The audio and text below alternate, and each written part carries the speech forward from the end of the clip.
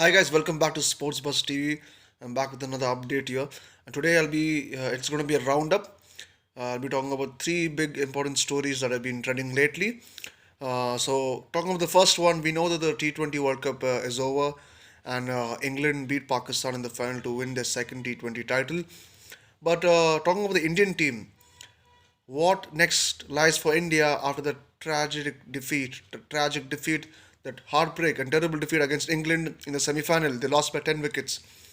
A lot has been spoken about the new captain, and a lot of has been spoken about the management. We know that the BCCI, they sacked the entire selecting committee. The selecting committee has been sacked, so new members are going to come into the selecting panel. We'll see what happens. A lot of talent lies in India. Many good players are there, but what is going to happen? Talking about the captaincy, is Rohit Sharma going to be removed from T20 captaincy? We don't know. We don't have a clear idea of that. As of now, Hardik Pandya looks to take on the T20 captaincy for India. I mean, we can't trust him on that because he led the Gujarat Titans to win their first title, as it was their inaugural season. They were a debut team, so he's done well, pretty well in the IPL. But T20 setup on the international stage or the international level is something different, totally different. How is it going to fare there? Only time will tell us. The ongoing India New Zealand series is happening. The New Zealand was India series in New Zealand, so that will tell us how Hardik Pandya can manage the team. Not only we can't judge him on one series, but we'll have to see the next series if he is been if he's the captain, if he remains as captain for the next series as well. So that's about the Indian team. It was pretty bad because we know that the approach towards the T20 World Cup itself was wrong. A very bad approach. They went in with a very slow start. So even we heard Rohit Sharma speaking in the press conference saying that they're happy with that kind of approach. He told we don't mind even though we are playing slowly in the power play, not attacking, not scoring big. He said that he justified saying that we are playing according to the situation and conditions of the game, conditions of the stadium, of the pitch, of the ground, and that's what he spoke. Well, it did seem good enough because India made it till the semi-final, but what happened after that against England? It wasn't enough. So we could see that the Indian openers struggled in the power play. So that may be a problem. The bowlers, however, were brilliant. They did their best. So this could be an issue, but we cannot blame the entire team for that because there were mixed performances. So what lies next? A lot of talent lies in India. We know that. We can speak of Sanju Samson, we can speak of Shreyas Iyer, we can speak of Venkatesh Iyer, Ruturaj Gaikwad, Rajat Patidar, Shubman Gill. Many of good batsmen lie there. So India, who's known for batting, is batting becoming a problem? Is it a worry? No, it shouldn't be a worry because we have plenty of batsmen in the bank.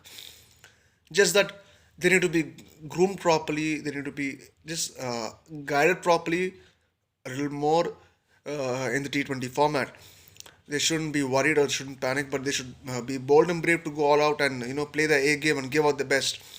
So that is what just matters. The Indian bowling has been pretty good, and they have been able to restrict teams. So we could see that in crunch games in the T20 World Cup. Talking about the approach again, Rahul Dravid also will have to check, was it a too defensive kind of approach? The batting coaches will have to sit and decide.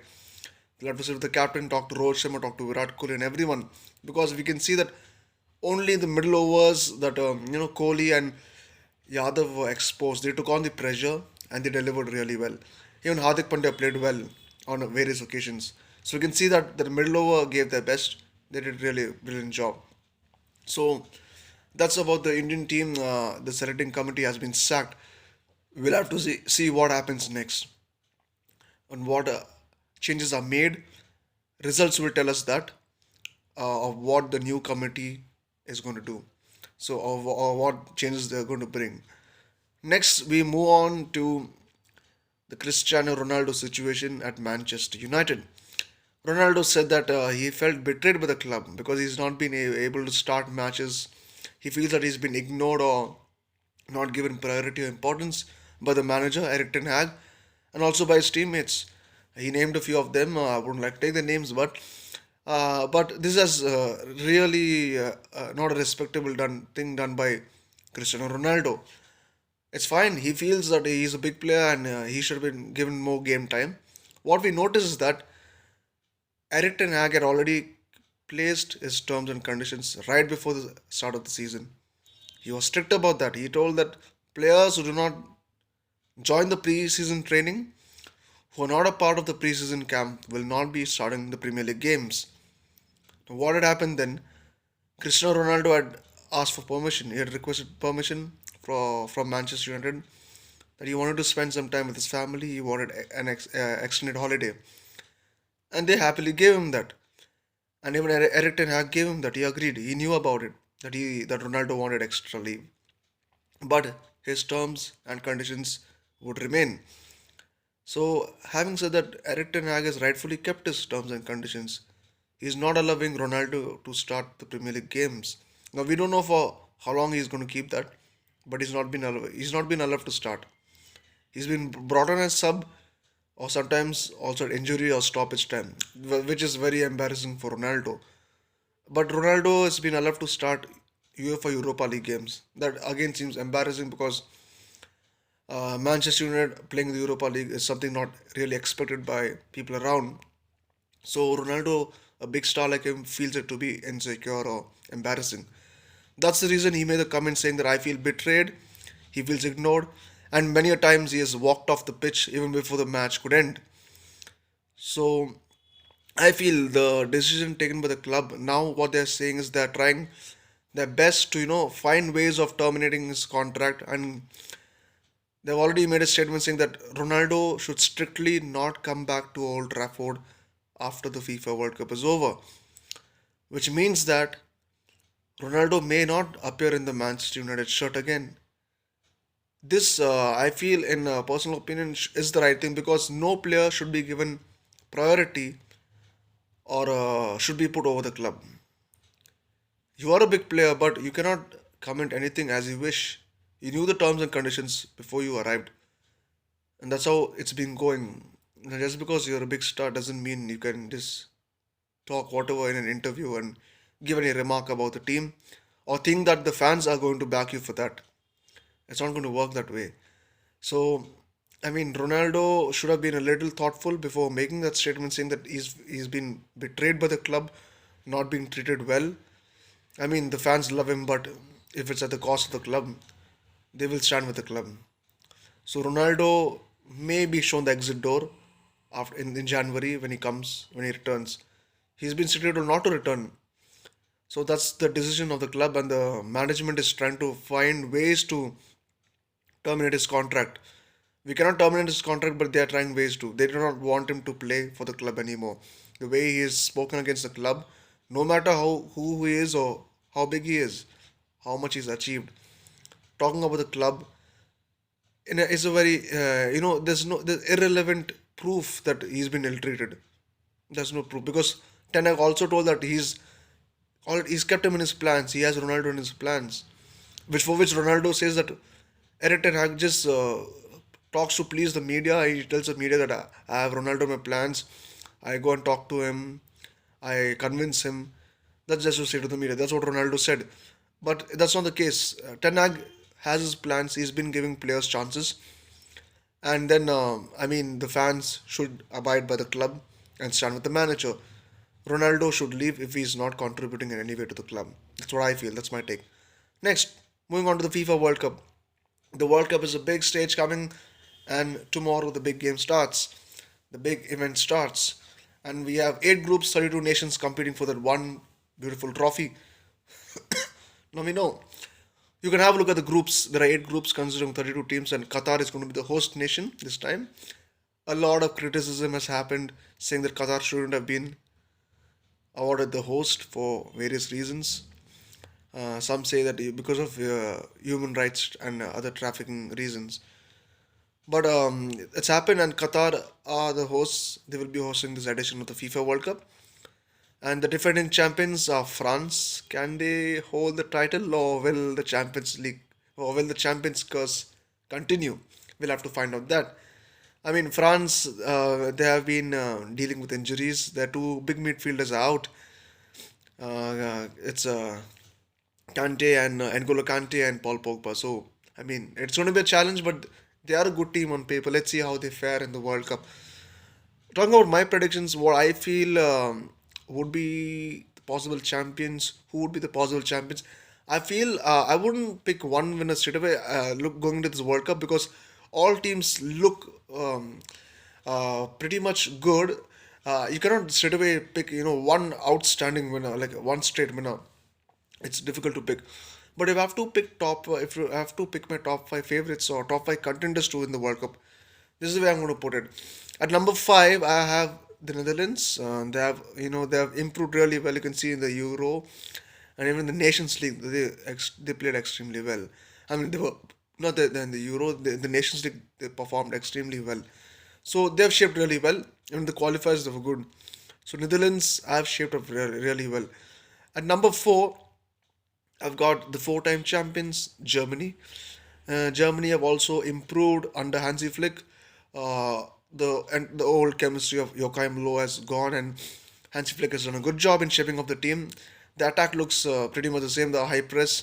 So I mean, they should just be more clinical enough in finishing their chances. So Germany stand at number four for winning the World Cup. They are a pretty good side, good attack, good midfield. So I mean, Team One is out, but they have enough of guys to fill up that space.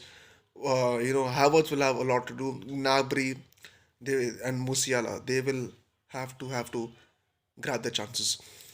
At number three, I've got the 2010 champions, Spain. Spain again, they have a very young team. Spain can, you never know, they can go down on one day, play really well on one day. They play possession based football. They can give their best. I mean, if it's their wish to belt any team on any day, they're going to do it. So Spain have the possibility to go all the way and win this World Cup. But then again, it depends of how consistent they are. The tiki taka, it's been good under Luis Enrique. That's the strategy they've been using. It works with the 4-3-3 or the 4-4-2, the 4-2-3-1. So I mean the passes are good. It's good flexibility. Young fast guns up front. They have a good flow with Ansu Fati, Ferran Torres, and Nico Williams. Morata also. I mean he'll have to work on his finishing rate. It looks pretty good. So having said that, Spain have a good chance. The defenses also look pretty good. You can see it in the Euro. Made it till the semi-final. Even the Nations League they went up till the final and eventually lost there. But and also talking about this as Nations League, they just edged past Portugal to make it to the last four to the semi-final. So I mean, in these crunch games, Spain have looked really good. They look promising. They can definitely fare well in this World Cup. Number two are the most successful team, the five-time champions Brazil. They are my number two contenders. Brazil have gotten them to go on all the way to win the World Cup. A wonderful side, brilliant, overpacked talent. They have enough of substitutions to make. I mean, even the bench is so good. So I mean, Brazil definitely have a good chance. Defense solid, goalkeepers good, midfield good, attack is good. They just need to be a bit alert, not get carried away. I mean, the defense should be alert. So in that case, I mean, Brazil is also good. They have a lot of control over the game. The number one favorites to win the World Cup, what I feel is many of you may be happy with this, and yeah, it's going to be Argentina. Argentina are my number one contenders to win the World Cup, not because of Messi, but the entire team chemistry is good. It's going to be a good favorite. It'll be a wonderful dream come true for Messi if Argentina are going to live the World Cup.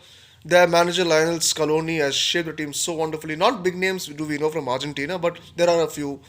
The keeper Emiliano Martinez has been wonderful. I mean, he's just a wall that you can't get past him.